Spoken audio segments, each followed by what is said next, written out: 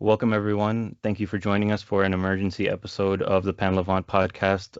We have, of course, my co-host Elijah and guest Rami. You may know him from a previous interview I conducted with him, I think around a year ago. And he is a Druze. He is from Suweida. He has been observing the revolution for years and wanted to share his perspective. He has family that are in Suweida, and he's going to debrief a little bit about the situation, and we're going to discuss what's going on and give a Syrian on the ground perspective as best as we can for everyone. Yeah, and So, Rami, oh, yeah, sorry. I was going to say, Rami, our first question is about what's currently happening in Suweida. So you mentioned that violence is currently underway. There was supposed to be a ceasefire, was not holding in the coastal regions, but in Suweida it was a little shaky, and it seems like that has completely faltered at this point. Can you give us your current assessment of what's Yeah. happening on the ground?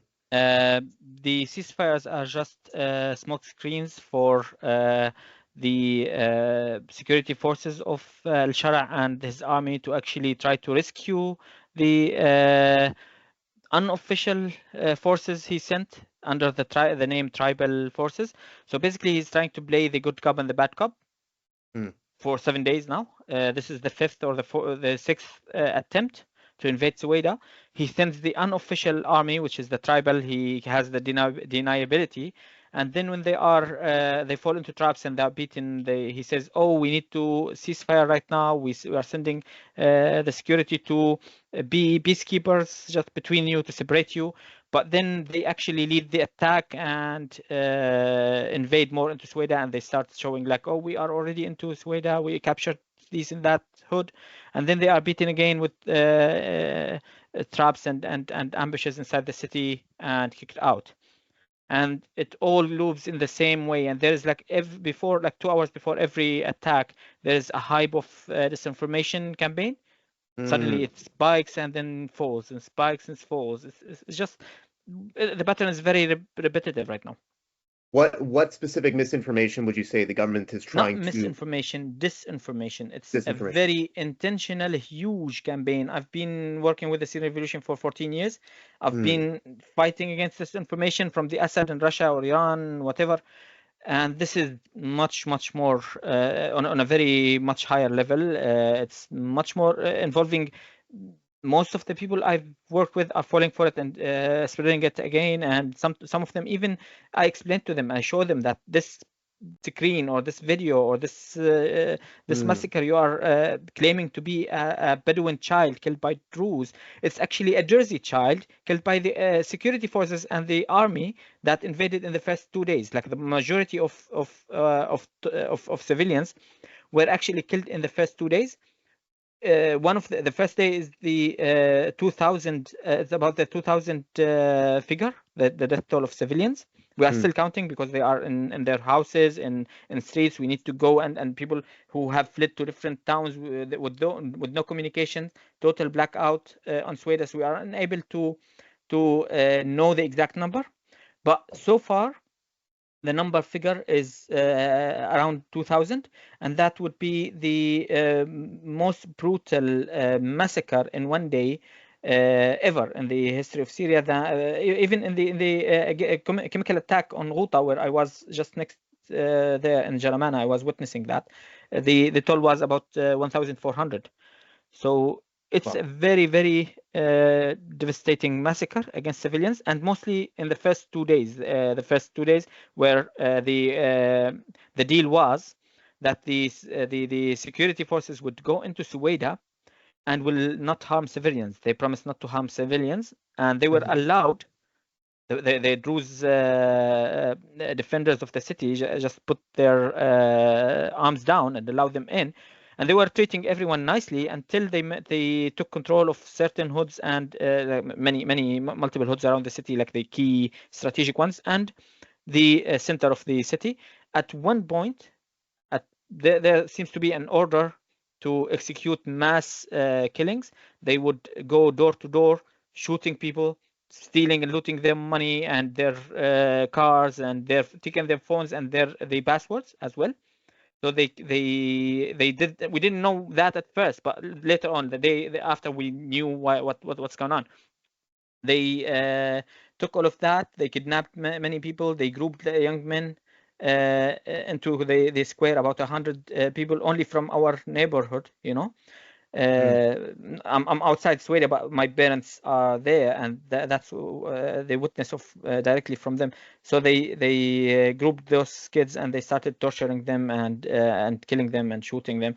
They grouped them around the square next to a tank, and multiple cars and vehicles and vehicles, armored vehicles that are for the security and the army. So this is an official operation. My family managed to survive. They lost every valuable in their house. They looted all of that. They took my father's car under gunpoint, and they told him if you to give him the keys. If he didn't, he would be shot. And then he was told to take them to the house where my mother was, and they took even her wedding ring. And they killed two of our neighbors, and they humiliated an elderly religious person, and we don't know the fate of that person yet. So Disgusting. yeah, that's one example. But when we managed to have contact, just after 4 or 5 days of this, we managed to have a contact, brief contact, internet contact with our family there. We are surprised to hear the same story from every other neighborhood around the city. So it's a very systemic, very bland thing. So that caused the first ceasefire or the first agreement to fall. That's when the Hijri asked everyone to stand up and defend for their families and their lives. And they already were doing that anyway. Like he didn't even need to tell everyone once they heard the news that, oh, they broke their promise and they are attacking civilians. Basically ISIS style. They are going door to door and you know. So they managed to kick them out, and since then they were only limited excursions into the city, or I don't know the word is if it's used correctly here. It's like to enter Combing the city from. operations? No, not common. They didn't even get into the city anymore. Only the 2 days, which there was like the highest toll. But other than that, the fighting is outside the city. Sometimes they would get into like one part of neighborhood and then kicked out or fall into traps or something like that. Recently, they had like 3 or 4 ceasefires, where they would send the tribes, two quotes there. They would get like really beaten hardly and pushed back. And when some of them fall into pockets, like the Suweida people, the Suweida defenders are playing a really smart military strategy, because they are much lower number. They are sieged. The Suweida city doesn't have food, water, electricity, internet, and is bombed for 7 days or so. So now they have to play like the guerrilla warfare and try to like bait them into one hood and then attack them or something like that. So once they surround them in a bucket or something like that, they start the phase of oh, ceasefire. We need to intervene. We need to separate, and they would send the security forces to come and attack in that bucket and then continue forward. And then they fall into a trap as well, and then pushed back, and it repeats. I mean, at least your family is safe, and that is good to hear. But our hearts go out to all the innocent. I mean, many of my cousins are reportedly killed. Many we don't know the faith of. Many of them, the faith of, for example, more than 79 women and little girl is kidnapped, and we don't know their fate so far. And it's basically the ISIS kidnapping the Yazidi women repeated, because some of them are sending some of the accounts like affiliated and with this like radical Islamist sentiment online. They are actually sending in their groups and sending to us sometimes on our WhatsApp and whatever pictures of these girls. And they caption it with, oh, she is very fuckable, we need it to be our sex slave and stuff like that, like this type of words to try to to affect our morals. Disgusting. Absolutely freaking disgusting. I wanna go a little back in time to right before everything went down. Can you give us a little bit of context about what precipitated this? I think most of the media have heard about kidnappings on the road between Damascus and Suweida, between Bedouins and Druze. Can you give us a little context about what precipitated how back do you want me to go? I can go back like 100 years. I can go back to the last we were speaking on the call beforehand about how this is a very long-standing beef, almost, right? Because it goes back even to colonial times about how the colonialists would favor one group over the other in land disputes. Assad continued this, right? And now it seems like Shara is also continuing this, but with regards to favoring Bedouins over the Druze. So go into that history a little bit if you can, but then also immediately what preceded the violence today. Just in a short glimpse here, there is a big and long history of battles between the Druze tribes and the Bedouin tribes, and it's just like the normal Arabian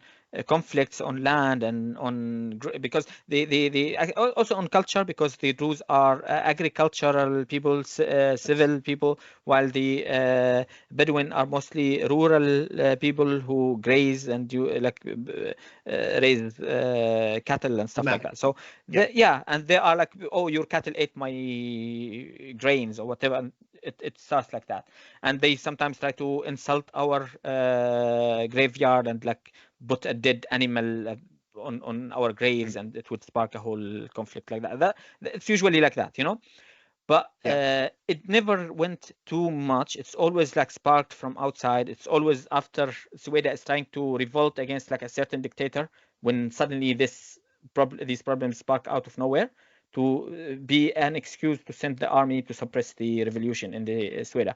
Surprisingly, since the start of the 2011 revolution, the Syrian revolution, once it started, surprisingly, the people of Bedouin next to Suweida in the east, for example, Maqwas and all the tribes around it, actually were friendly, participated. Like all of these beefs were stopped, and we had like one enemy, which is Assad regime, and they even participated proudly in the Dignity Square in Suweida, and things were fine until the Assad regime fell.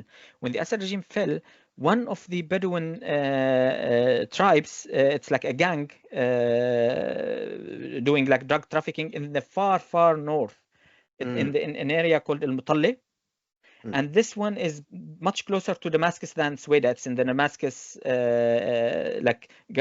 borders. It's not in the Suweida borders anyway, but it's on the road linking Suweida to Damascus. And they were working basically known for working in drug trafficking with the Maher al-Assad. Everyone knows that, and there are reports to show that.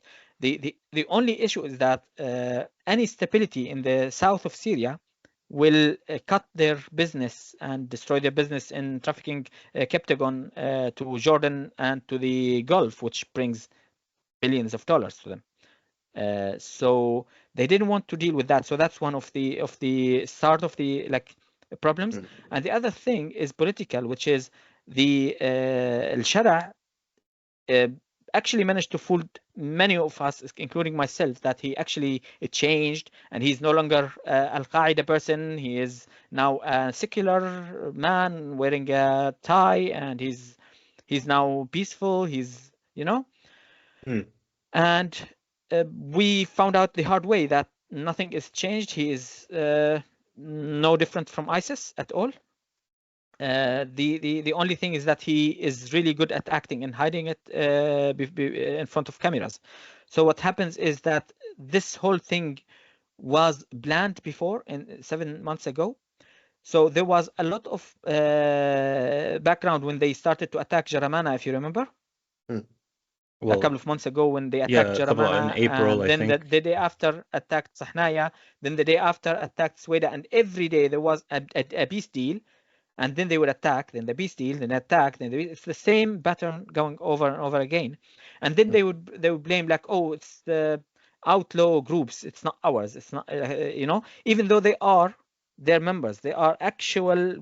We managed to identify actual members in the army, in the Shah army and his security forces, but they are working basically off duty, or I don't know what you can call it. Like it's like he has this deniability always Yeah. working for him, you know. I mean, okay, and I know that ceasefires have been, you called them a smokescreen, but I guess like political settlements, which apparently, if you could talk to us about your experience in coordinating some of these settlements, because you mentioned that you have been in talks about hostage exchanges and stuff like that yourself. If you could talk about that, like that would be great. But also like things like you know, people within the Druze community who are willing to accept like the Syrian government into Jarmana, like wasn't the mayor assassinated or something for accepting help? And also like Laith al-Ballus, he was denounced by his own group as a traitor for accepting it and stuff Okay. like this. Could you speak about like how there are I will people not who maybe yeah, go ahead. yeah, I will not answer the first question, and I don't want it to be included somehow. But if you want to include it, I don't want to include any answers because it's a very sensitive topic, especially right now. There are live negotiations for hostages. I'm not involved in, but Okay, it's a I'll edit very that out. sensitive topic, so I'm not gonna talk about it right now. The Okay. other thing is the problems in Jaramana. Basically, in every situation of these skirmishes or battles, the Druze were never the people who are attacking outside. Every time it's happening in our towns, in our cities, in our areas. So they are invading our areas, okay? And that happened for the most silliest reason you can think of. Someone in Europe who is a Druze fabricated a voice note from WhatsApp of someone cussing like the revolution and the refugees Right. and tents and their Right. women and whatever in very, very disgusting language, and then cussing Prophet Muhammad. Yeah, I remember And this. Yeah. that one was fabricated into and posted, that audio was posted into a different Jersey Sheikh picture. To make it sound like, oh, this is his voice. It's not even his voice at all. And that person actually published that audio, and that audio caused a havoc in Syria. Everyone started, we will kill the Druze, the pigs, for our Prophet Muhammad, for the, you know. And that led after like a tense situation for a different fight internally in Jaramana, which I'm not gonna go into much detail about. It's just like a person from Deir ez-Zor in front of Jersey Sheikh's shop, and that escalated into thinking that the Sheikh was killed, and it escalated to like a fight. So from a small incident, it quickly escalated into a big, huge invasion to Jaramana to kill the Druze and whatever. Then when that was rebuilt, they attacked Sahnaya the next day. And when there was a peace deal, also like the second peace deal in Sahnaya, the first one was in Jaramana, they attacked the shared checkpoints. Like the peace deals included that checkpoints inside the city should have half Jersey, half Sunni members. Like shared and mutual checkpoints to make sure that the city is, and all from the locals. But those were actually attacked and killed. Like even those were attacked and killed. And then they attacked the third day. They attacked Suweida and like the northern part of it and the cities of that. They didn't get to the city, but they got into many of the villages. They looted, they burned, they and under the name of the general that used to commit a huge massacres in Deir ez-Zor, a general working for Assad. He's dead years ago, called Isam Zahreddin. He's a very brutal genocidal general and Shabih who worked for the Assad army. He committed torture and mutilated bodies, civilians in Deir ez-Zor. So in Deir ez-Zor, there's a huge hate for this person. So one of the villages that was attacked is a village that he comes from. And they started to kill anyone who holds the same last name from his family. It's a big family, and many people there even are anti-Assad and pro-revolution, and So they started to kill everyone, and they even looted all the houses. They destroyed the Druze shrine worshipping place. Yeah, It's a disaster. So they did that. Then Al-Bal'ous held tried to do some negotiations, and he had the role in holding the first, the second, and the third deals in Jaramana, Sahnaya, then Suweida. But then those deals were violated by the government, and people were killed. Druze people were killed.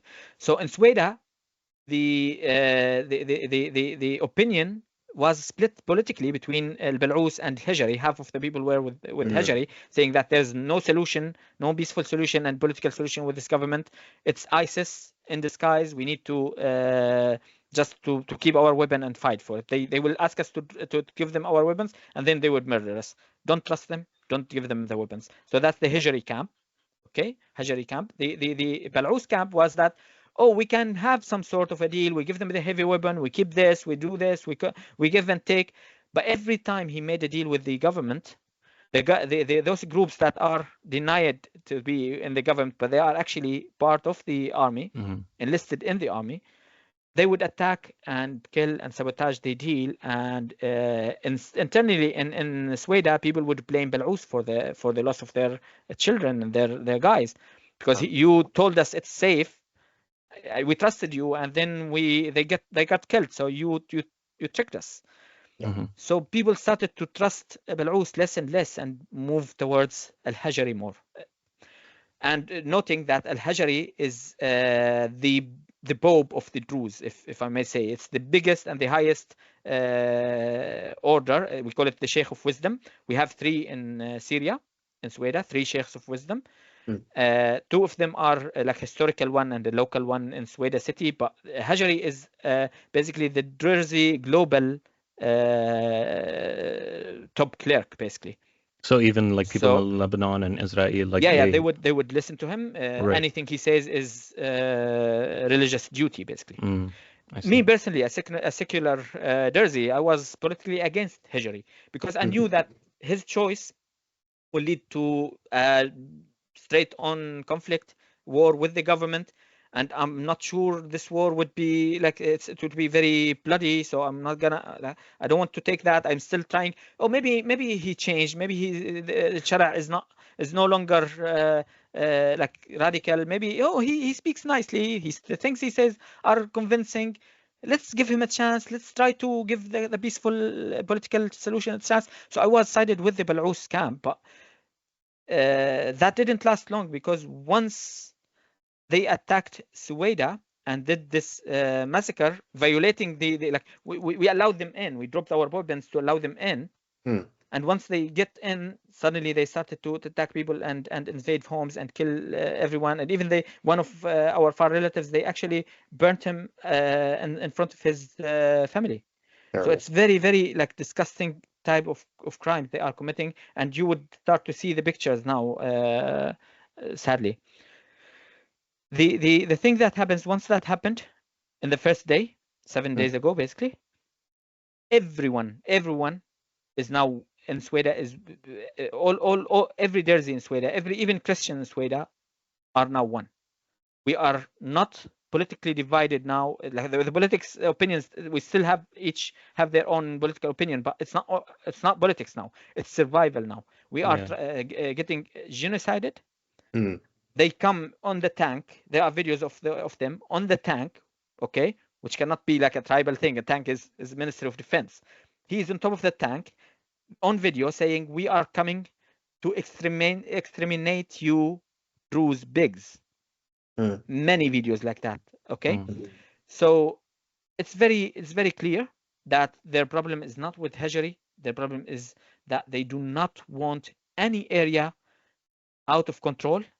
They do not want any, like they say, we refuse to have any armed groups outside of the state, which is a legitimate ask to say, right? But we saw in the past few days all of these arms coming in thousands and thousands from everywhere around the Syria to kill Druze in Suweida. So wait a minute, didn't you say you removed their arms? So how did they get all of these arms? So it's just they want only to have arms on their hands, okay, on their official army and security, and on their unofficial so-called tribal army. But regarding that mayor that was assassinated, Yeah. could you comment on that? Okay, was he in Jaramana? In Sahnaya. Sahnaya, okay. And he was assassinated after the deal, because after he did the deal, and they came and killed him. So okay. yeah, and Because most of the people who because he fought in allowed Sahnaya, security forces to come in. No, he actually agreed at first, but those are trying to break the deal. Basically, they are trying to sabotage the deal. The plan from the beginning was to actually invade Suweida, to take the weapons from Suweida, and the plan even is much bigger than that. It's geopolitical in the region. There's like a plan to redraw the borders of the region, but I don't know if it's appropriate to talk about it right now, because we are going to drop into analysis instead of facts, and I'm trying to stick with facts right now. Yeah. But it's bigger plan than just the small incidents here and there. Those are just an excuse to execute the plan. So Al-Shara doesn't want anyone to have any power to object to him, and he wants to have all of the power in his hand. He didn't, for example, they attack Hijri because he has some of the former Assad's army officers they are serving with in the groups that are affiliated with al-Hijri in Suweida. But they say we want to arrest them, but there is no like warrant to arrest them. There is no like no justice at all, no court system at all. And there's Assadists walking free all over Syria, not just in Suweida. The actual Massacre, the actual Assadist that committed the massacre of Tadamun, the head of the massacres in Tadamun, basically, and I come from Tadamun. I was born in Tadamun. My family is from Suweida originally. So this person is now in the Four Seasons, in the most luxurious hotel in the middle of Damascus, and they even allowed him to come and walk on top of the bones of the people he killed. And that actually was the point where I started to say, oh, wait a minute, he's not into justice, he's not into building a democracy. There is something fishy going on. And that was like months ago. And by the way, for like a really interesting remark, you wouldn't notice a single word of democracy in all of his statements or any of his speeches in 7 months. Or secularism or multiculturalism. No, of course, like because you have to remember, like, his biggest support base is probably not sectarian, maybe like conservative Sunni Muslims, and so he's like most likely pandering to them the most in his speeches. But they're also upset with him too, because they think he hasn't been strong enough, right? And I'm trying to, like, we've talked about ways that the Syrian government has hindered progress in terms of cooperation with Druze forces in Suweida and in Druze neighborhoods like Jaramana and Sahnaya. But could we talk a bit about what you think is hindering cooperation with the Syrian government on the Suweida militia side or the Druze militia side? Because, like I said, like I mean, from the perspective of Syrian government supporters, they say we went into the city after they were asking for protection. Suweida residents were asking for protection, so the army came in. We heard that before, right? It's very familiar. Let me just continue. So, like, they said they came and then they withdrew based on a ceasefire, but during the ceasefire, there was violations, and now like Hijri went back and forth saying we don't want protection, we do want state protection, and also just in terms of like the mayor that was assassinated. So there are people who maybe it's out of outrage, maybe not deliberate intention to undermine progress, but there are ways that you could categorize actions from Suweida or Druze militias that are undermining a progress of unifying Syria under one government. Because even if Shara were to accept power sharing, it would be under the Syrian state. It would still be under a unified Syrian state, right? Yeah. Because they're not asking for separatism. Yeah. In Suweida, as you said, we never asked for a separatism before. And we are known in the history of Syria, in the independence of Syria, that it was started by the revolution of Sultan Al-Atrash from Suweida, and we paid the biggest price of blood for the independence of Syria. And after we were offered to have our own Druze state, which was like spoiled basically by the French, we rejected, and we said we don't want our own. We want to be part of the Syrian people and whatever. And in the Syrian revolution, we also kept stressing that. And that continued until just 7 days ago, when the bloodshed and the massacre started. The issue is not about like separatist. There's no separatism in South. The issue is that we want to take your weapon, and we want you to trust us, to hand us your neck, and trust that we wouldn't massacre you like we did in the coastal regions, or we wouldn't, you know. He didn't even give us any guarantees. He didn't do any like justice for whatever crimes that happened and violations happened. No one was held accountable ever. Even Shapiha of the Assad regime were not held accountable. There is no single like court for any one of them right now. So the justice is totally out of the window. The democracy is totally out of the window. All we see is just a very, very, very brutal, basically, enragement about we are Sunnah, we are Bani Umayyah, the Umayyad dynasty. We are. It's just like a lot of the basically Nazi rhetoric. If you read the Germany just before it flips all Nazi, it's exactly the same. And the enragement of people, the Sunni people, suffered a lot. Like basically the people of Deir ez-Zor, who some of their children attacking Suweida right now, they suffered a lot. And many of these crimes were committed by Alawis or by some small percentage of Syrian from Suweida officers. Okay.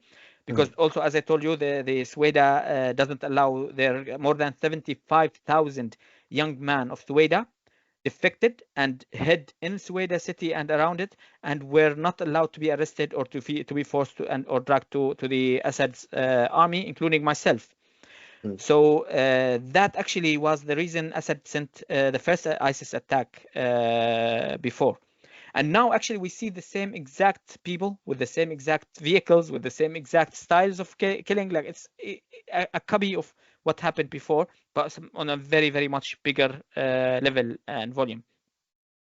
To go back to the question, like if you can just phrase it again so I can just connect the dots to it. I don't want to. Yeah, so just ways that progress towards unifying Syria have been undermined by the government. We've covered that.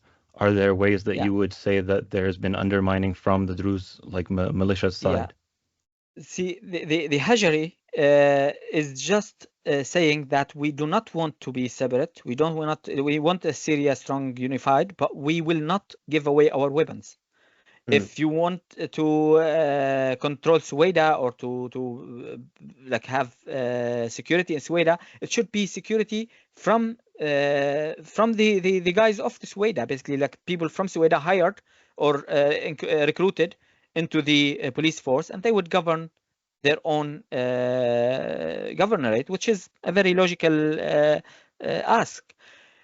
But the devil is in the details here, okay? Because some of the people who are nominated for this worked under the Assad regime before. So that's another, some of them, just a tiny percent of them. So that's actually a big problem for many people, including myself. I wouldn't agree to that.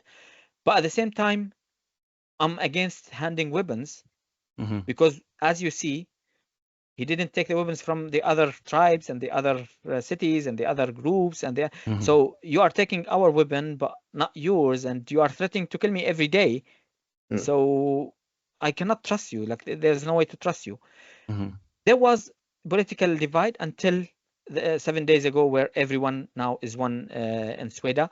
We will never allow any radical ISIS mentality to actually control or rule Suweida ever again in 1,000 years after what happened to us today. What happened right now, the last trigger, just to give a little bit of background as well, started with a group called Al-Mutalla. I think I explained this a little bit for you.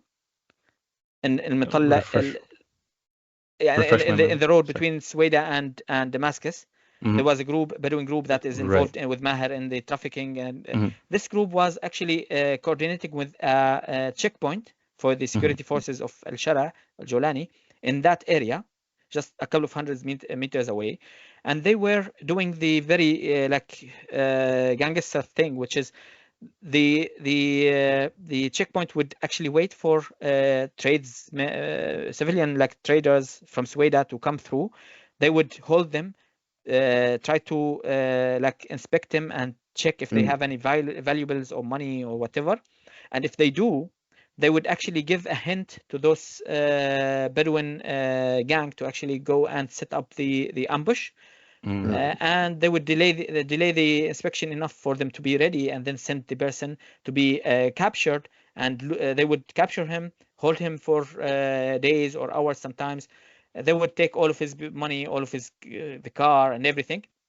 And it's very common for the past few months that in Suweida they would go and capture a couple of civilians from the Bedouin side, and the next day they would just do trade and give us our man, take your man, and we're at peace. And that worked for many months before, but the last one, he was captured, a trader, and he was wealthy, and they took all of his money, but his family are part of an armed group.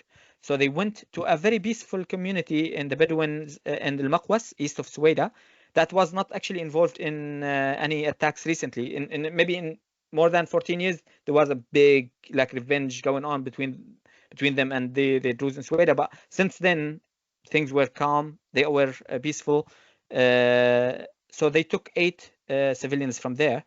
Those Bedouins as well in Maqwas also took 8 from the Druze, and they negotiated for an exchange, but that failed. And it turned into suddenly failed. It was actually, I think deliberately failed by the Al-Shara government. Then it turned into a conflict inside Suweida between those, as an excuse to allow Shara to say, oh, now there is a conflict, I need to send my security and my army forces to act as a peacekeeper. But what they did is to actually take the side of Bedouins and invade into Suweida and do the battle. Then there was the peace deal, and they were telling us, we are not here to fight you. We are here to fight the troublemakers, the people who started this incitement. So allow us into the city, and all civilians will be safe. They treated them nicely until they got into the middle of the town, and that's when they started to go ISIS-style executions.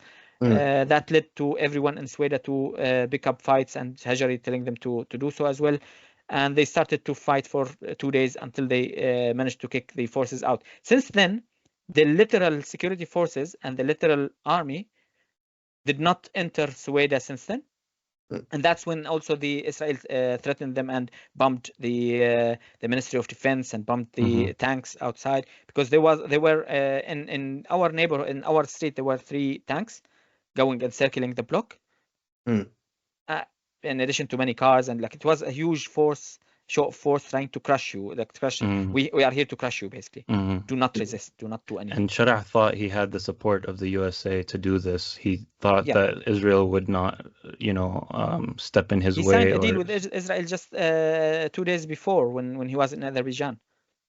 Yeah, there was they called it a misunderstanding that Israel thought that he wouldn't go into Suweida, and Sharaa thought he's allowed to go into Suweida and seize control. But it's not a misunderstanding. It's like an actual power play. To geopolitics now. Okay, power play. Yeah, that's fine. It's part of the equation. It's a plan to actually. I'm gonna be short here. There is a lot of evidence, but I'm not gonna go through that. But I'm just gonna say it quickly. The plan is that they tested Sharaa to say if he is able to control and leash his very, very extremist groups in his army, officially and unofficially under his control, and if he can control them They tested them in the coast. They failed. They tested them in Jaramana, Sahnaya, and Suweida, and they failed. He always failed the test that he can control them. And now Israel does not trust that the promises from Erdogan, from Trump, and from Shara and Mohammed bin Salman that trust him. He is able to take control. He is able to leash them. He will not let them go and invade into Israel to liberate Al-Aqsa or Gaza or whatever.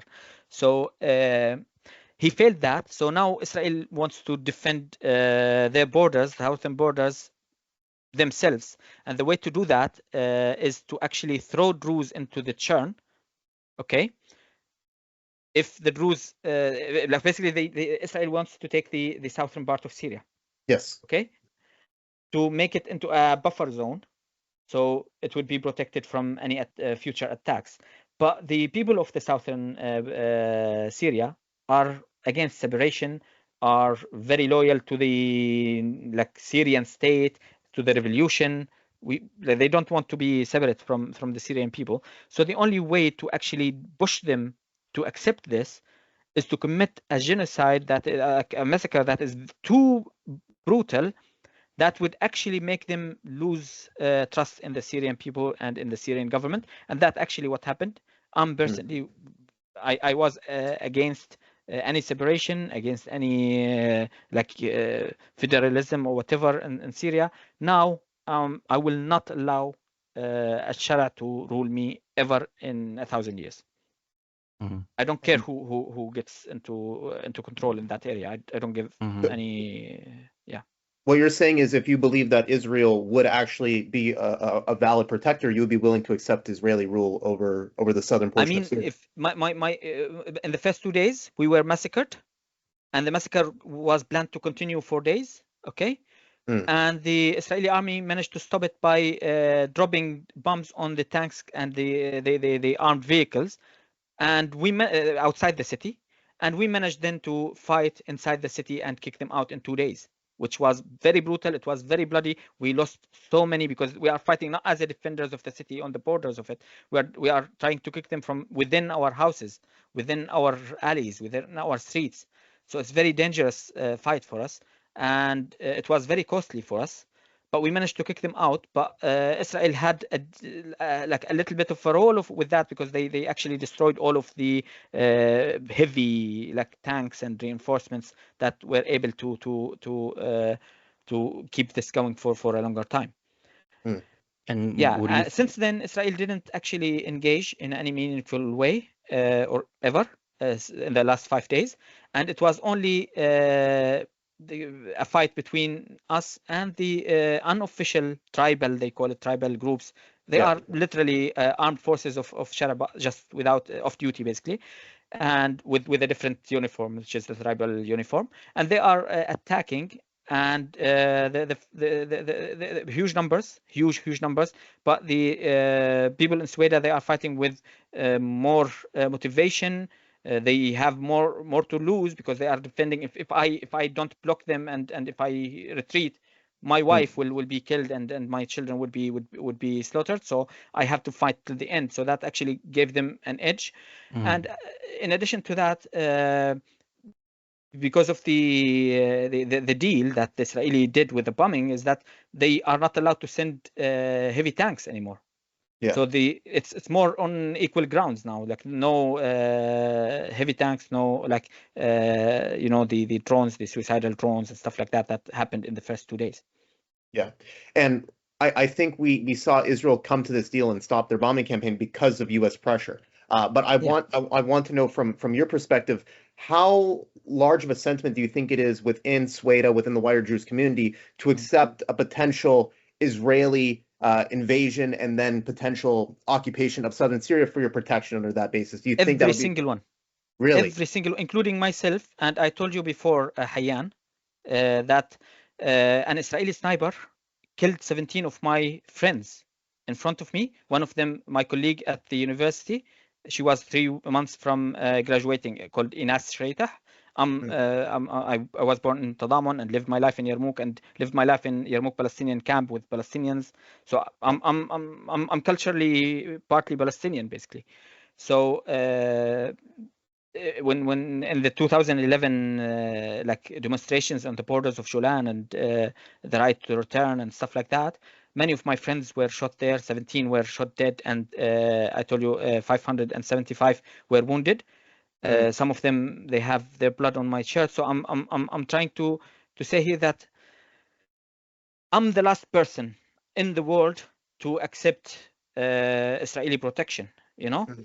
Yeah. But now, when my parents almost escaped death twice, like few minutes separated them from death, the person who actually managed to protect them to go was killed. A young person was like risked his life to manage to allow my family to run, and he was actually killed. May his soul rest in peace. So sorry. So I would, Yeah. if the devil himself comes to me and tell me, okay, I will cover you in the air to protect you, and I'm gonna take the deal. And people said the same with, like, I know a Kurd who was very anti-SDF, and he said if the government started doing this in Kurdish areas, what it's doing in Suweida now, I would become #1 fan of SDF. And a lot of people, same thing with, like, I mean, Sunnis now, like, we are the biggest fan of Al-Shara because we feel like finally we have like someone in our corner defending us, and we're willing to overlook and excuse and justify so much. And everyone is susceptible to kind of going towards who they think is going to defend them and protect them, especially when there is no alternative. Because we saw even a peaceful sit-in in Damascus where all they said was stop the bloodshed, was also attacked and harassed in Damascus, when all they were saying was just we want a peaceful resolution, and people were accusing them of like, you're Zionists, you're this and that. And so what do you say to people who say, like, you've seen the videos of the tribes who said that if Shara will stop us or tells us to go home, we will go to his home and overthrow him? So what do you think of, like, I know you say that the Bedouins who have mobilized are just the Syrian army that are off duty, but I do think there is a mobilization of general Bedouis who are very, very fed up with how Al-Shara is trying to present himself as liberal, or, you know, to the West as if he's not going to go after minorities. And for that reason, they see that a lot of criminals who are minorities, or even just like even Sunni criminals, have just been able to walk freely in Syria, and that Al-Shara has not gone after them enough. And so now they view this, they didn't get after them at all, not enough. Like, exactly, right? And no so they want a more heavy-handed response, and so they mobilize now. They're like, we are not going to let the government stop us from enacting our revenge on these people who killed our sons or whatever. They're talking about soldiers, but obviously they saw images and videos circulating of disinformation saying, like, you know, this and that. Exactly, like a visual explanation of this. It's just that there is 14 years of genocide, mainly against Sunnah, okay, who paid the heaviest price with 1 million martyrs. People who lost their loved ones under torture, in massacres, in Tatamun massacres, in very, very brutal ways. They are filled with rage, filled with revenge, filled with anger, you know. They are radicalized to the maximum in this 14 years, okay? And then when you promise them justice and you don't give that to them, you don't deliver for a month, 2, 3, 4, that anger will grow and grow and grow, and they will explode eventually.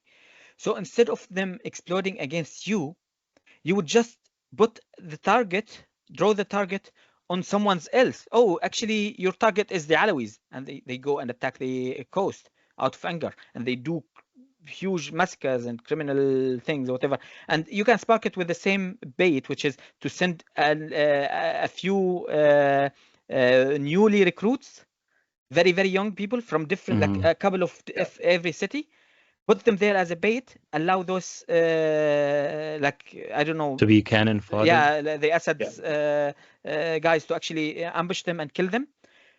That would direct the anger from all of these cities, different cities, to the killers of those their So children, this, and not only their killers, the whole region, the whole Alawis will now are now the target. The same thing he did in Jaramana, the same thing he did in Suweida. In Suweida, what he did is he put 20 of his young recruits in a very, very clearly ambushable position, and he did those violations when the Syrian people in Suweida, like the people in Suweida, the local people in Suweida, picked up guns and started to fight back.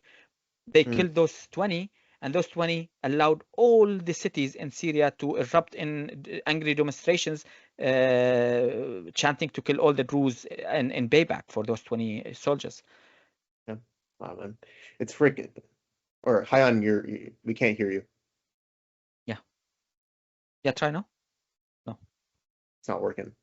Well, while Hayan gets that figured out, I do want to bring it back briefly to Israel again. One of the images we saw, I don't know if it was Al Jazeera or Middle East Eye who was showing these videos, was Israeli Druze going into the Syrian border, flooding in. I think there was even a video of one Druze man taking his nephew, who was from Suweida, back to Israel, as what he said was for protection until things die down. What is your sentiment seeing those videos, seeing Israeli Druze, whether it be from Majd al-Shams or whether it be from Israel proper, going in and taking action into their own hands? What are your sentiments at that? Yeah, there is a very good point of separation we need to put here.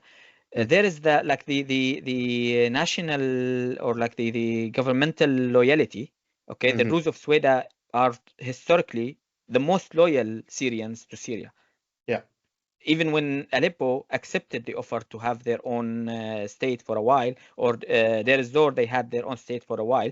The only and the biggest rejection was from the Druze, who didn't rejected to have their own separate state from under the colonization, and they wanted to be one free united Syria. So it's a very, very strong connection there. But culturally, the people in Jolan and the Druze of Palestine, Israelis on IDs basically, but originally they speak Arabic. They sing our songs exactly. They have my own accent exactly. They have the same traditions, the same celebrations, the same religion, the same, the same habits. So we connect. We think of them as our brothers. We don't think of them at all as someone different. And even there are intermarriages between us, but it's only one-way marriage. So if the bride decides to go and marry someone, a bride from Suweida marries someone in Jolan, she goes there and she is not allowed to see her family for the rest of her life. She cannot go back, or the other way around. Okay, so there is this type of deal that would allow you to go and marry, but only one time crossing, because it's under occupation, as we know. So, but they are treated as inside Israel. They are treated as Israeli citizens. So they have rights. They even, some of them serve in the army. They had decades ago, there was a huge intifada amongst them, very famous, rejecting the Israeli identity, and they wanted to have Syrian IDs and stuff like that. It's like the revolution of the IDs, they call it. But recently they all integrated into society. Basically, they had their own culture, their own traditions, songs, whatever. But they are treated legally as any other Israeli, and they serve in the army, and they serve in one of the elite forces in the Israeli army, which is called Jolani. And they even got into battles in Lebanon or sometimes in Gaza, or so some of them got in fights all over the place, and they are loyal, military loyal and politically loyal to Israel, but culturally and historically loyal and religiously loyal to Suweida.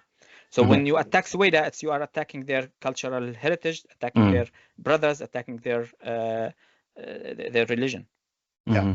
I think there was a poll conducted relatively recently. If you go back even beyond a year ago, I think it was below 20% that would say that they recognize themselves as Israeli. But with the events in Majd al-Shams, you probably remember the rocket going into the playground area, killing the kids. And more recently with what just happened, I think people I've seen on social media saying it's above 50% now that feel that they are Israeli. Is that something you're recognizing in conversation with people from Majd al-Shams?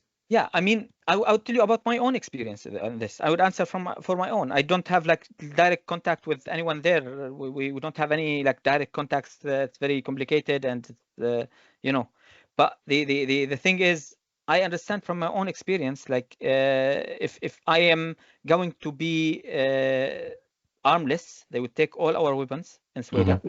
They would rule us by force, by Sharia law or whatever they want to try to apply on us, because they are starting to do certain laws like about like the beach wear and like they would invade in Damascus, for example. They tried many times to invade any restaurants who might serve like alcohol or whatever and destroy it and beat the people in a very brutal way. And like they are treating everything like the only thing they know is the hammer, okay, which is like a brutal fight for 14 years against Assad. Yeah. Like in Ramassiyin, how to translate that in English, like the spearhead forces or something like that that go into break into the enemy lines and just, you know, those are the type of brutal, and they are doing the job of a police against a civilized society. It's not gonna work, you know. So even if the Shara wanted it to work, but now I don't think even that he wants it to work. He's actually using them as a tool, and he is aiming to make it into basically a dictatorship, a very like extremist Islamist dictatorship. So when they attacked us, for example, in Suweida, and they want to rule us by force, that's the definition of occupation. If you put a gunpoint at my fathers and take their car, loot their house, you are an occupation force. You are not my government anymore. You're not my army anymore. You're not my security force anymore.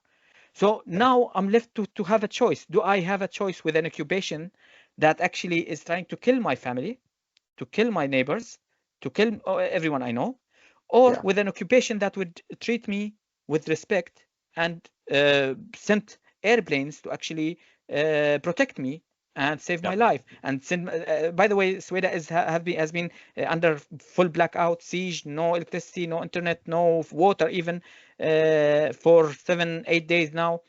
And the only people who sent aid, the only aid that went in was the aid from like helicopters through Israeli aid through an American helicopter with medical things. And so when I see that, I'm like, wait a minute.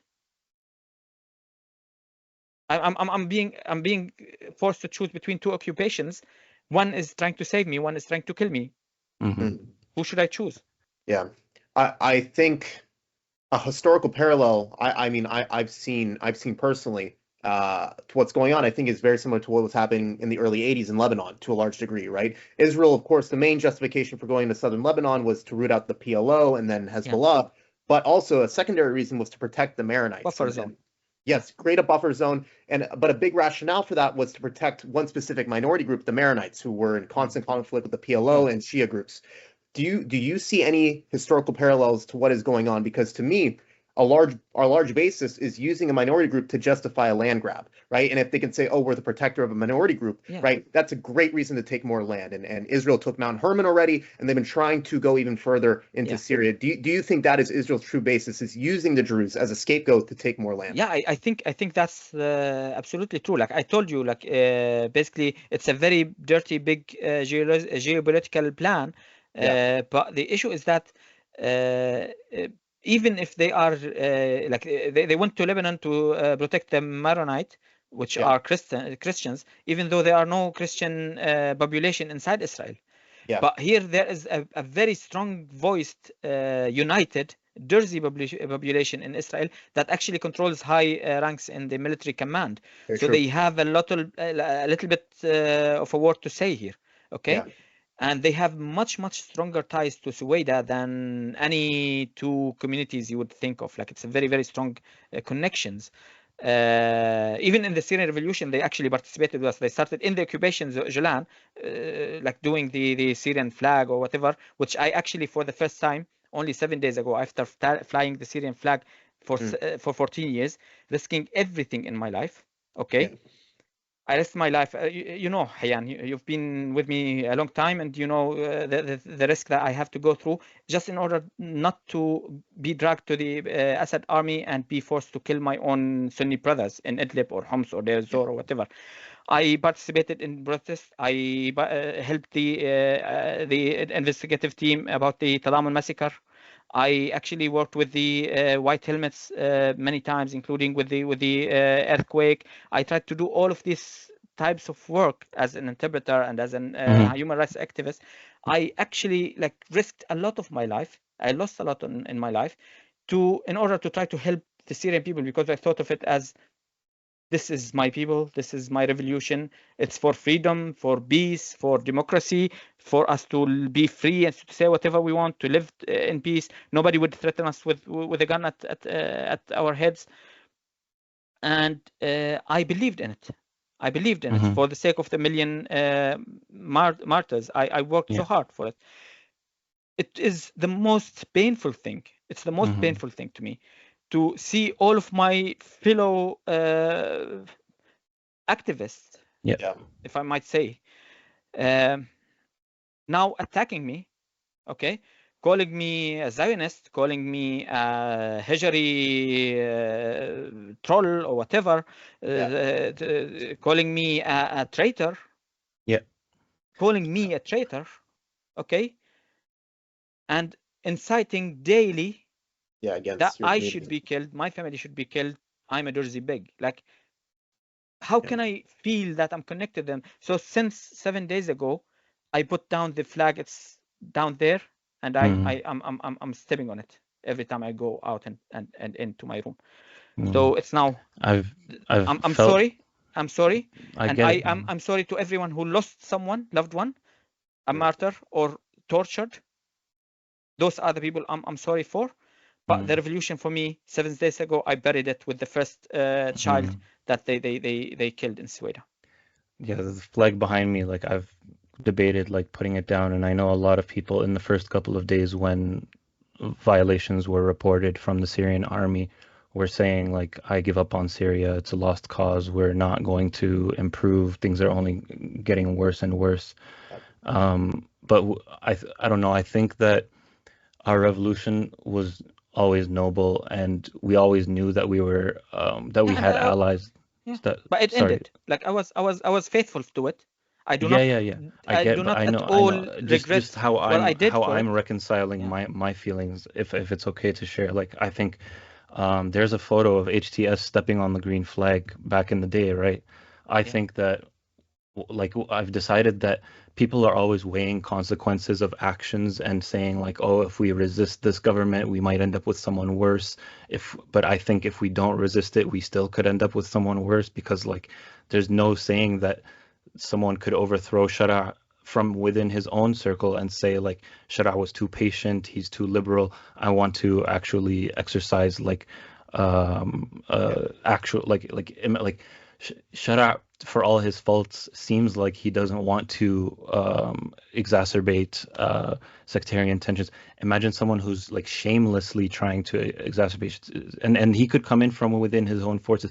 So I've surrendered to the idea that I don't have an expectation of where Syria will be. I just know that I can control my actions, and I know that when I see something wrong, I have to speak out against it. I can't be quiet about it.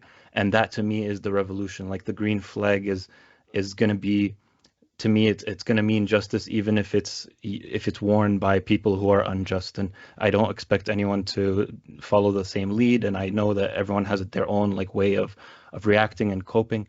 But that's how I view it, as like, you know, Al-Shara was never part of the revolution to us. Like before December 8th, 2024, many of us protested against him. People in Idlib were protesting against him. We gave him a chance when he liberated Syria, and we were like, finally someone did it. He stepped up. And I think people have run out of patience. People were already out of patience like the first month. More and more people slowly did. There was a phase of celebration and honeymoon, and like we just really liked, you know, promoting him and saying he's this and that. But within a few months, I had already become slowly disillusioned, and I was seeing that people are just like, this isn't a joke to them. They're not joking. Oh, Shara is like a genius. No, they actually view him as like some very special guy. And it's like, no, he's made mistakes. It's okay to acknowledge them. And despite how long you've known someone during the revolution, they still will call you a traitor. They still will, like, you try to find ways to dismiss your judgments, saying you're like, I've been called like Kurdi. I've been like, like people are like, they're trying to find a reason for why you might be biased. Like, oh, you're Canadian, because you're if liberal. you have an opinion against me, Mm, I couldn't defend it by logical argument. Then I should just throw, like, basically push it dismiss aside by, you because of dismiss you by your, any other, like, yeah. and that's what exactly I was kicked from all the groups that I tried to post into, and I only posted photos from تأكد, verify Syria. Okay, that shows that, oh, the picture of this child that is claimed to be a Bedouin child killed by Druze, it's actually a Druze child killed by the armed forces. So I only posted those, and I was kicked from every single revolution group that I worked with them for 13 years, 14 years. It's a very, very, very deep stab in the back. It's a very, it's I cannot even explain. Okay, I cannot even explain. I know, even when they came and took my like, they looted our houses and the cars and whatever, and killed people and whatever. I'm like, you sell the blood of 1 million Syrian, and buy a car, loot a car for that, or loot I don't know, a wedding ring or whatever shit they looted. Man. Because we've been robbed of justice. Because like the Syrian government hasn't done much in the way of showing us that like criminals are going to be prosecuted. People want their own revenge, and they're enacting it on their own, and it's horrific, and it's become too normal. And I want to add one point here, is that in addition to your point, Hayan, I had no trust in Shara to begin with, and I was an enemy until the day he actually liberated Syria. I was an enemy of Shara because he actually was about to execute, and my cousin. My cousin tried to escape. He's a young man, 19 years old, escaped from Jaramana, Jersey, from Jaramana, because he was about to be drafted to the army. His family loaned all the money they can, sold everything they can to afford a smuggler's route for him to go out. Instead of going through Lebanon or whatever, he said, let me go through Idlib, because Idlib is liberated. It's the revolution, so it's the safer route for me. They will never harm me. He went there, and the Jolani captured him, and they dealt with him as a spy for some reason. Even though he never served in the Assad's army at all. He was about to be drafted to it, only because he was Jersey from Germany. That's the only accusation. They were about to decapitate him in a month, until we managed to force call people in high places to actually try to force a negotiation to release him. So I was very, very enemy to Al-Jolani, until when he toppled Assad. Then I was like, okay, whoever person frees us or liberates us from Assad, exactly, I would give them a chance. I still didn't at all trust them. But then when I listened to him, he was talking very secular and very nice type of like smartly political speech, and doing smartly political things. Like the things he was doing were somehow in the correct direction. He missed in a very key points, like justice, or any democracy, or anything that actually would build a state, or But we were patient. We were charitable. We were willing to put up with it. I actually decided from the first week. I put a decision, a red line for myself, which is, as long as he doesn't shoot at people or kill people in the streets, or arrest them and torture them for their opinion, no matter how much I disapprove the things he does, I will just be against him politically. The moment he does any of those things, I'm gonna be again, like, it's a revolution against him. It's a rebellion against him. That's what my decision. But I didn't imagine that to be and to go into this far, One thing I'm especially fearful of now, we've already talked about his failures, but there is a more extreme current that could come about from his own services and overthrow him. And to me, that would be basically the 1940s all over again, right? A series of coups in Syria, very tumultuous time. So what what would be the best thing that Shara could pragmatically and realistically do in regards to Suweida, in regards to his government? What would you like to see to end this and potentially put him on a correct path forward? Yeah. Do you want to answer that first, or? If you don't mind, I'll answer, and you tell me I will where take I'm the Suwayda falling part. short. Because I don't have, want to- I think, like I said, people are patient, and they were willing to be very patient. But when this clash happened, like the first couple of days, I saw so many people willing to criticize Shara for the first time, saying like, no, he is failing. This is bad. This looks awful.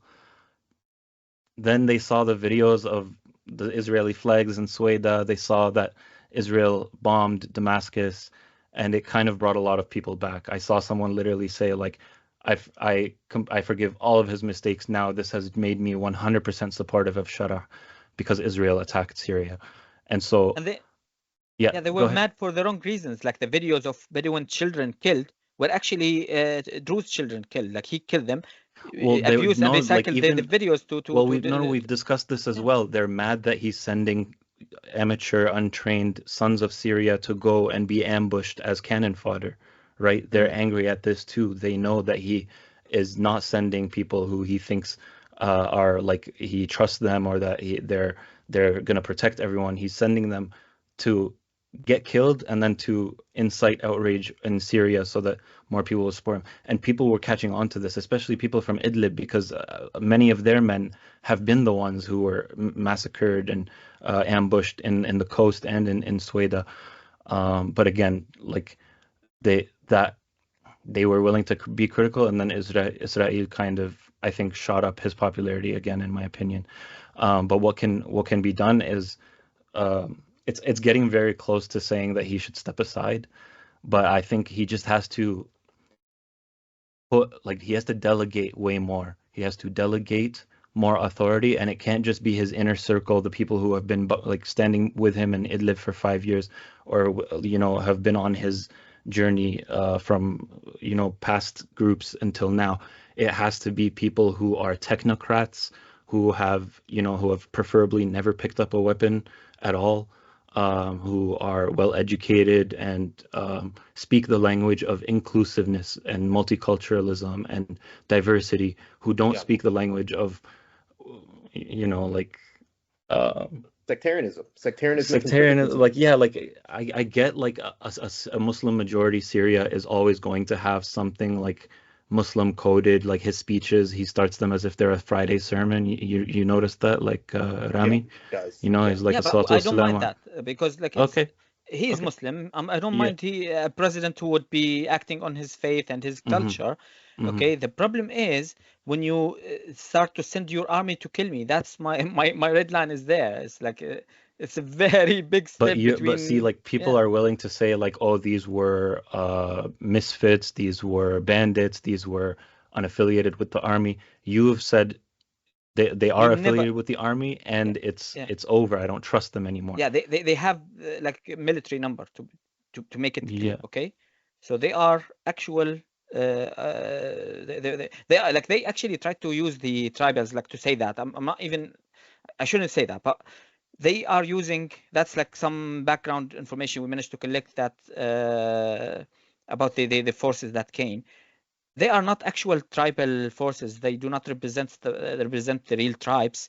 They are just some very extremely ideological, like brainwashed group from different tribes that they are just working for him as like a Plan B army, like a dirty cop and instead of the good cop.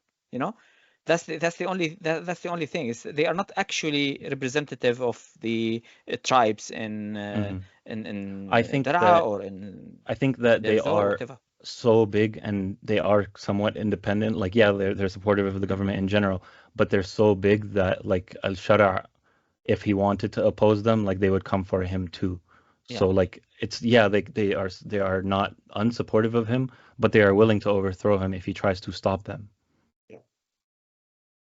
But he is not trying to stop them. He is actually Because he knows they're willing to overthrow him, he's controlling them basically. I would say he is the one. Like exactly, it's the same question that is it actually Bashar al-Assad giving orders for the army Yeah. to drop barrel bombs and he's the bad one and they are just obeying orders? Yeah. Or is it the army who is dropping bombs and committing massacres, and he's unable to stop it? Like, it's a very, very question that muddies the water. It doesn't matter at the end of the day. People are being killed.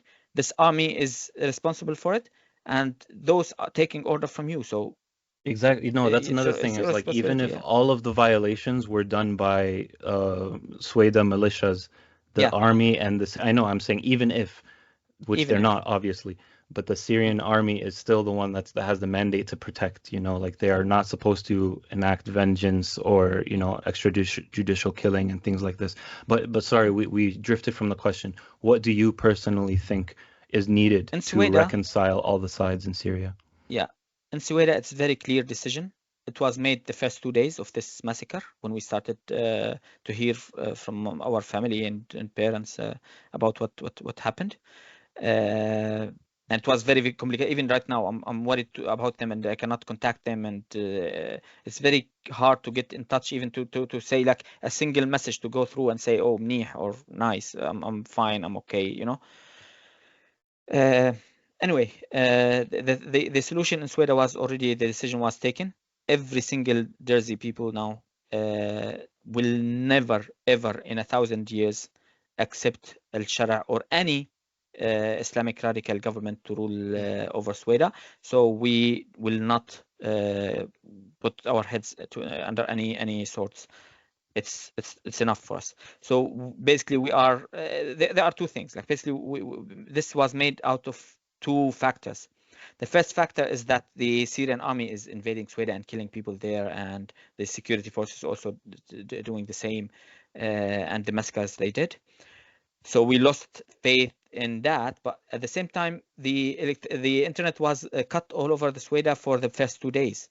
Then it came for like a couple of hours in the next morning. Okay, so people were launching their phones to open Twitter, to open YouTube, to try to see all of the cities around Syria full with protesters saying, Suweida, we are with you till death. We are with you. We are with you. As Suweida did to other cities. Suweida did for for 14 years. Suweida stood and celebrated and saluted every single city and defending every single city, and they said, we are with you. Idlib, we are with you. Homs, we are with you. Deir ez-Zor, we are with you. Even when, for example, the Assad Shabiha came and looted the houses in Dar'a, they came with those looted trucks into Suweida to make the market in Suweida. So they would say there's a Sunnah market in Suweida and like spike the sectarian problems. Once the people in Suweida heard about this, they rushed into the checkpoints and into the entrances of the villages, and they stopped every single one and they burned it with everything in it. They didn't allow any loots to be sold in Sweden, because we will never allow feel good about ourselves if we actually buy a boat or like allowed a looted. We didn't even go loot it. We didn't loot it. Okay, we didn't allow it to be sold in Sweden. I understand. So we had this strong like connection. Even when Dara was you can hear, you heard the video just yesterday or the day before. Khansa Horan, the lady from Horan who was tortured and arrested and lost all of her kids. She's a very, very like. I didn't hear. Yeah, about you this should. I'll send you the video. She had a long video asking the Bedouin and the tribes of Dar'a not to participate in this. They are telling them, she's telling them, no, don't go kill people of Suweida. I would tell you, I was there. I saw them. They were sending me when I go to buy like food and medicine for Dar'a under siege. They would risk their life to get me through. They would give me everything without any money. They would donate everything. They would try to help in every way. They would risk life in every way to get like milk, baby formula, medicine, bread, everything to Dar'a under siege. They were the first ones to actually hold a sit-in, the Suweida legal solicitors union. They made the first ever, in the first week of the revolution, they made the first ever sit-in or against Assad, and it was under a heavy security control of Assad. Like we were risking our lives to do this. And she said that all the people of Daraa who actually fled to Suweida from the bombing in Daraa, no single tent was put for them in Suweida. All of them were housed in our houses, were treated as guests, and felt as part of the community. They were treated nicely. So now you repay Suweida by sending your kids to kill them, to loot their houses, to burn it. Like even one of the smart military plan I told you about that the guys in Suweida did is that they actually thought the west and the north are already lost. They cannot defend the villages, small villages in very open terrain, attackable from all sides. They couldn't defend it, so they tried to rush into just a few hours to be able to evacuate almost half of Suweida governorate, all south, okay, which was a very hectic thing, and they set up ambushes and defending like positions. So the attacking forces entered those empty towns and started setting fire up in every single house after looting it. So all of our houses there are burning, and they kept burning for 2 days. And even the media, they started to say, oh, they are burning tires to distract the Air Force. But you can clearly see in the images that this is the house burning, not tires, okay? All of the houses are burning, all of them burnt. You can see it in every report now, and now you would pay attention to it. You would see it. It was all looted. And in addition to that, I was going to say a very, very important thing, which is I forgot. It was a very important point. The tactics that people in Suweida used that was very smart. Yeah, they did many other things. Like for example, when the government asks for a ceasefire and to make like a buffer zone, they ask for safe routes to evacuate their wounded and their people, to withdraw their people. So Hajari would offer them 2 routes, one towards from Dawar al-Umran in the north to the northwest, basically Walgha al-Mazra'a to Busr al-Harir, and one to the southwest, which is towards from Kanakir to Mjamir and Busr al-Sham. And for 2 times in a row, they go there, the security forces go there, claiming that they are going there to stop the attack and to evacuate the tribal forces, to convince them to go back. But instead, they would actually spearhead the mission into the hood and go into a bucket. They twice did a bucket inside, and that's when my parents also were about to be killed, because that bucket reached to our building, and they did killings in buildings. My parents just managed to escape just 15 minutes or 20 minutes just before that. They did really, really terrible crimes, and like it's all recorded in video, and they are proudly even doing it and recording it as Shabiha style, So the thing is that all of this was done in a way that we knew beforehand that they are going to break their word, and they were going to use the safe routes as an attack points. And so we already prepared defenses and ambushes there. And once they entered the city, tried to enter from those safe routes, they were met with a really crushing force. So that's why all of the hospitals in Daraa are full with wounded fighters and basically, yeah. One question I have, and it's related to my previous question, is after the revolution, I think there are many questions about, is everyone in the state a full and equal participant of the state, right? No. I think when it was under Assad, the definition of the state, it was the Syrian Arab Republic. Arab was the definition of the state. And Kurds and others said, I'm not a full and equal participant of this state, right? I'm not Arab. And I think when HTS took over, there were questions, would it be an Islamic state, right? Because they're a nationalist Islamist group. And they don't allow, but except for a Muslim to run for presidency, for example, in the declaration of, and I would currently say it's a soft Islamic state, right? Jews and Christians aren't paying jizya, right? Those overt Islamic Sharia guidances are not in place. But there are, exactly. It could get to that level, especially if conservative pressure is on Al-Shara to move it in a more conservative direction. And so I think regardless if it's an Islamic state, a large sect of Syrian society will never feel as if they're a part of this state. And I think that is a big rooted issue about why we're seeing what's happening in Suweida play out, right? Even the Sunnah. Like, Yeah. let me ask Hayyan. Hayyan, you are Sunnah. Okay, do you feel part of this such a state? No, and that's another Yeah. thing is like a lot of us have varying levels of patience and varying levels of like willingness to support this government. And from the beginning, like I've had my issues with it, and I was like, let's give it a chance, let's be patient. More and more, it's just been you have to give us something for us to work with. He's been giving us much less and less to work with. Yeah. I mean, they started the war on the coastal regions.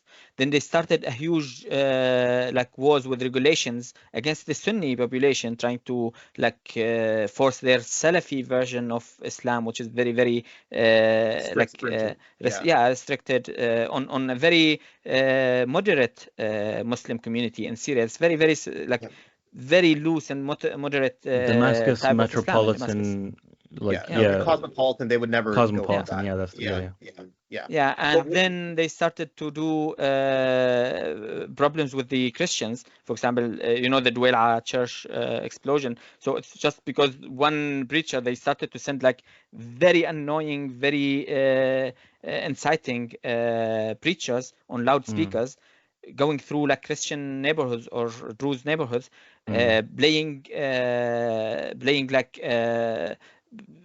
I don't know, like certain verses or certain it's like we will kill you and cut your hands, and you know, like it's like it's not the proper verses that you should invite use people in this to Islam with. It's not, you don't invite people to Islam by we will kill the infidels or whatever. It's not how you do it. And for the irony of it, in one of the official TV's live streams from Suweida, and he's reporting that the army and the security forces are going to enact the peace deal and retract the forces or whatever, the attacking forces.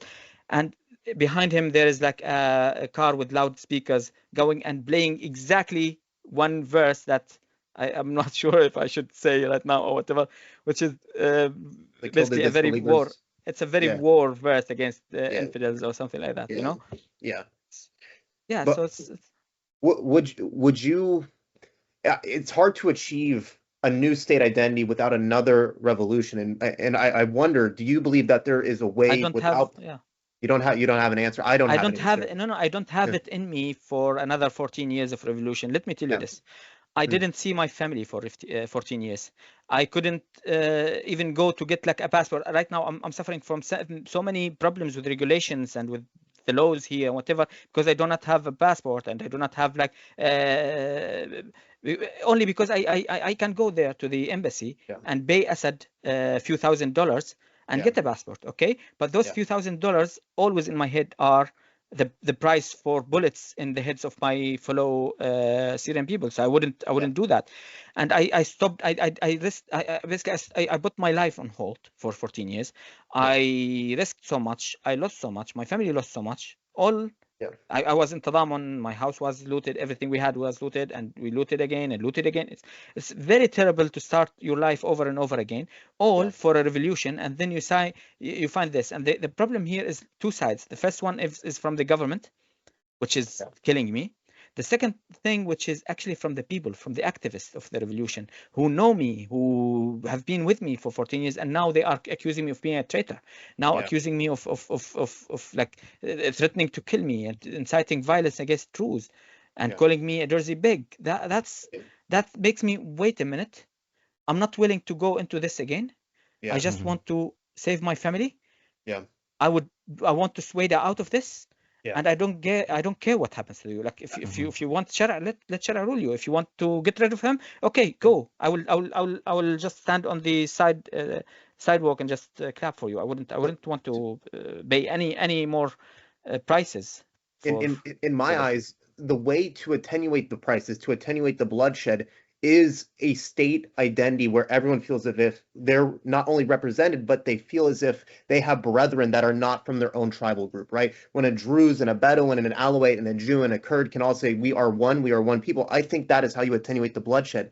But in my mind, I'm like, how do we get to that level? Getting a state identity where everyone feels they are part of that national ethos without some sort of revolution. So in my eyes, to stop the bloodshed, you would need another revolution, but to get to that revolution, there will be bloodshed. And so to me, I'm in this predicament, and I want to know, like, if you are in the same predicament, but it seems like at this moment you're focused solely on ensuring your community is able to live, right? Which is, of course, the most important respect for all of us, right? We just want our families to be alive. But to ensure future generations don't suffer the same fate as what we're seeing now, I think we need something that allows us to get to a new identity for everyone in the national ethos. It can't, in my opinion, be Assad with the Ba'athist Arab rhetoric. It cannot be what Shara is saying with the Islamic rhetoric. It has to be a new national identity where everyone's full and equal participants in the state.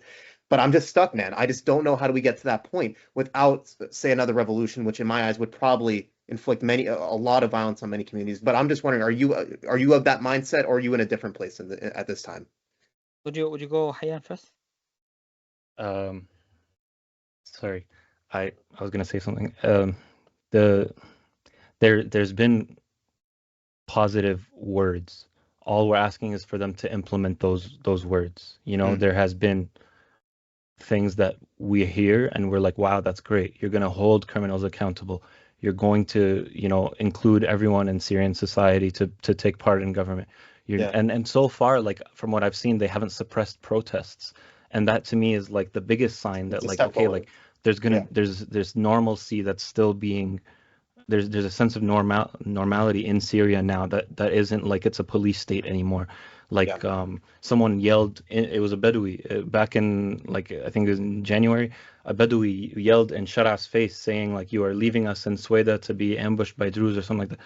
And like he confronted Shara to his face and yelled at him, and he didn't go to prison. There was no, so like I'm hoping that more and more, as more people become disillusioned and the honeymoon phase is over, we can build room to criticize this government, because I'm still invested in a Syria for all. I'm still invested in a revolution that does, you know, root out injustice in our country and allows us to start a new leaf for all Syrians to enjoy participation in their government. I think we skipped a lot of crucial steps to achieve that, and now we're bearing we're suffering the consequences of it, and we're seeing the consequences of skipping those steps now. But I still think, like, I don't care if Shara is the one to do it. I just think that reconciliation is needed for us to move forward in any meaningful way that isn't just reversible really quickly. And it's Rami, tough to talk if you about. wanted to add. For me, I would think of it this way: the Shara is not. I didn't like. It's not. I lost my trust in Shara now. The Shara is actually my enemy, who's killing me right now, okay? Who has been killing my family and my relatives for the past 7 days. So he's my enemy now. It's not a question of, oh, how can I make fix him or what? No, it's not fix him. He's my enemy now. It's not from my side now. Now, who I can bet on, the Syrian people were actually stabbing me in the back. I'm being kicked and killed, and my children are being massacred. And the Syrian people, instead of going to the streets to chant for me, to chant for Suweida, to chant for, they came to celebrate and encourage and call for more killing and more death, and to support the army in what they are doing. So now, how can a revolution with such people will not end up well? It would end up even worse with someone who is more radical than Shara, as you would suspect. But leaving him also is not a solution. So that's led me to the solution that, okay, I'm not gonna be forced into this. I don't have to be forced into this. I give up on this. I want to have my own local Suweida community safe and separate, and not to suffer anything, whatever goes in the rest of the country. And that's that's actually, like, it's I don't feel that. I feel a little bit bad for the Syrian people, because I know there are many of them who are not able to speak, because if they speak, they are afraid to be arrested, like that activist who spoke yesterday. Remember? Zena something, Zena Shahla or Zena something Yeah, like I that. remember. She Was was she arrested arrested or yesterday. she was I harassed think by people? there was one who was harassed and one who was arrested. I just Okay. forgot the name. I'm really I haven't slept for 5 days, and Yeah, I know, I I'm really understand. not And me focused. too, like Spent I my did a whole lot of life with research a before mist. I this didn't episode eat. and I it's didn't. Yeah. all, So yeah, yeah. excuse me for this. No, it's But okay, man. I find narrative in the that will explain it in the history. Basically, if you go back to the Zionism was the child and the result of the Holocaust. When you massacre people on a very huge level, like the Holocaust, Yeah. the people would get out of that Mhm. surviving, but would soon start to get into the mentality of like Protecting your community. brutality Focus on your and community. Yeah. revenge, and they Yeah. would become their own Well, murderer. we've said this about Alawis with Assad, why they Yeah, defend him, and Shias with Hezbollah and Jews with Zionism. Like everyone has like something that, or Kurds with PKK. Everyone has like something that they run to and decide like this is looking out for my interest Yeah. better than this whole Syria thing that Yeah. has kind of been screwing me over and stuff. The I tribal think what we're mentality. seeing is Yeah. the traumatized unifying. people basically. Yeah. Sorry? The Syrian people is heavily traumatized people Of by the course, genocide of 14 years. and So we're seeing they are how not the thinking logically. breakdown of our And hurt unity people. used Sorry. Yeah. like Assad used to be able to unite us. Now we don't have that kind of person to rally around, and we're Yeah. seeing people regress into Yeah. their own community, feeling like they have to look out for themselves instead of trying to, because the government isn't giving them much to work with. Like I said, like to feel like this is going to become a Syria for all, like we need all hands on deck. It's kind of been like, no, we'll handle it, you don't worry about it, we'll take care of it, and not many outlets to complain and stuff. And in the example of the Holocaust and Jews with Zionism, hurt people hurt others. They transfer their Yeah. pain onto others, and that's what happened with That's the the result Palestinian of people. now Yeah. they are like reflecting this to Gaza, reflecting that. Yeah. Yeah. Yeah. And And the that's what same I now think is in the Sunni community. exactly. And exactly that's what I think is playing out to a large degree. And I think if Shara would have taken a stronger stance for justice and showing the community, the entire Syrian world, that he was actually on the side of justice, I think it would have gone leaps and bounds in suppressing this vengeance, this vigilante urge that's currently, I think, devolving the state into chaos. And so I'm very hopeless right now. Yeah, go ahead, Yeah. Hayam. But Yeah, Go ahead, Rami. yeah, go the ahead. thing is, justice, he didn't at all Didn't. go that direction. He And didn't. he said that, like, he didn't Yeah, actually lie to us or fool. He yeah, in the first video he made, which was an official video from a YouTuber and with yeah, a side camera or whatever, he said that you are going to ask for justice and for the bloods or whatever.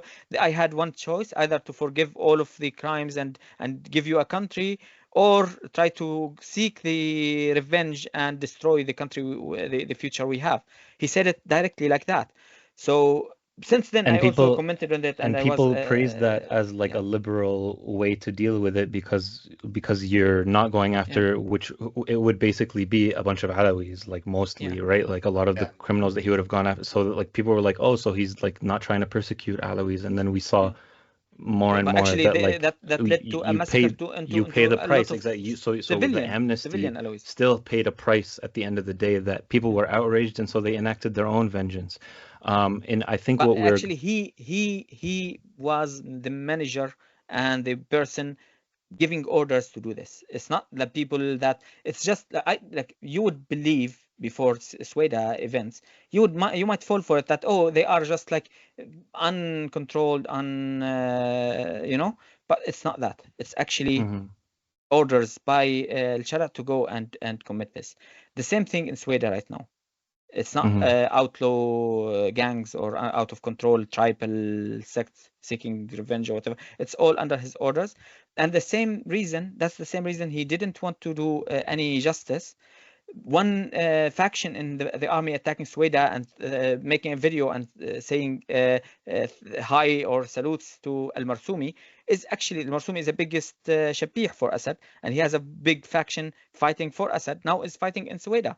So basically we are being killed by the same people who killed the other people in other cities throughout the 14 years. It's just they changed the color of the flag. They changed from Assad to Jolani. And that explains also that he didn't at all include any of the defectors or the Free Syrian Army officers who were ready to take a role in building the army and the state and security. And they had a huge experience. Why? Because they defected once, when they were ordered to shoot their own people. They will defect again if you tell them to shoot your own people. Well, he preferred to stick to his inner circle, I think. He only used loyalists. He only appointed loyalists, and he had to appoint a few SNA because Turkey probably pressured him. What do you think of the report that the USA, the CIA, said that there's no proof linking Al-Shara to the violations against Druze? Did you see that? They came out with it? That's... also, we go back from information to analysis here. It's okay. This is the last question, in my opinion. I'm sorry, we have to. We don't want to go too long. They are They are playing this game of oh, he's good. Let us give him a chance, and he would go, and they would allow him further and further and further into the very bad position. Then they would close the door and tell him, okay, we will get you out, but you need to give us this and this and this. Okay, so that's, I think the plan is like get you out of power or out of no to plans to like give away the south of Syria, to give away certain conditions, basically. Like they'll cover for his crimes if he gives up part of Syria? Yeah. Okay. Because I think also there's another analysis that says that it's all planned, that a plan that he also approves, that he pushes all of this like criminal gangs of him to attack Suweida, to make Suweida people just give up and want to separate, which would make it would serve the Israelis, and that would allow him to have guarantees to rule Syria forever by the Americans. So it's just Allah yastar, man. Allah yastar. He better not be selling us out like that. Like I mean, Hafez al-Assad did that before. It worked. Exactly. That's the thing. Yeah. And I thought just going back to 1974 agreement would already be betrayal. But if he gives up even more of Syria to secure his own power, that's but the thing is like a lot of like Syria فزت وقت اللي شافوا like Israel supporting al-hijri, and if they saw that Shara خلاص he made a deal with Israel, like I think a similar thing would happen too. Like they would be outraged. Start chanting and praising for him for his wisdom, and he will Israel become changes things. The hero of the peace and the war. Remember those titles that Hafez had? It's exactly the same. That's why I gave up on the revolution. Led to the I'll make a bet with you right now. Okay, he will make peace with Israel, or like any commitments with Israel in the next 2 to 6 months. That's my Did you see his father saying like normalization is not in our vocabulary? Yeah. He will do some sort of normalization with Israel, or peace deal, or whatever restricted sort of arrangement with Israel. And then from 2 to 6 months, he already did a cease of fire with Israel, like a cease of military operations, or whatever deal is that called. And he already they haven't attacked again, right? Like no, Israel hasn't intervened since that agreement. Yeah, but it's not. They can if they want. Like it's not that it would stop them. But I mean, this agreement didn't spark any outrage in his community. It's the other way around. Because we know they're talking, but we're not. But we know that like so far they've been able to lift sanctions without him normalizing. They've been able to go to or I think he's going to UN without normalizing. Like there are things that you would expect that they would have. It would be like a price. This for that. Yeah, they would have said, "Oh, you normalize, and then we'll do it." But he's been able to do that, so people are like, "Okay, maybe he doesn't have to sell all of it." And because also it seems like Trump is for sale. We know that he likes money, he likes bribes. Qatar and Saudi are flushing cash into his wallet to support Shara basically, and Turkey is like the same. And Israel can't outbid Saudi and Qatar. You would think. The thing is, Israel proved that they are the pulley of the Middle East. They are Yeah. the only ones, the boss of the area, basically. They Yeah. even beaten the strongest military in the area, which is Iran. They made made it like a joke, basically, by bombing the nuclear, Yeah, you know. but like with So money, with influencing I US know, policy. yeah. So the thing is, Trump's plan, the bigger picture, is that Trump's plan wants to make peace in the Middle East, make peace in Ukraine on any terms, even if it is like unstable or loose terms, or even if he had to give away a lot, you know, to other like local forces or powers, in order to relocate his American forces into the Southeast Asia, where it's expected there would be a very huge war on Taiwan, Taiwan. with when China is planning to invade in 2022 to 2027. Okay, that's the expectations in like military circles and stuff like that. So the plan, yeah, the plan to do that, it needs to guarantee there's a peace in the Middle East, and the peace in the Middle East in Trump's and the American policy is the Abraham Accords.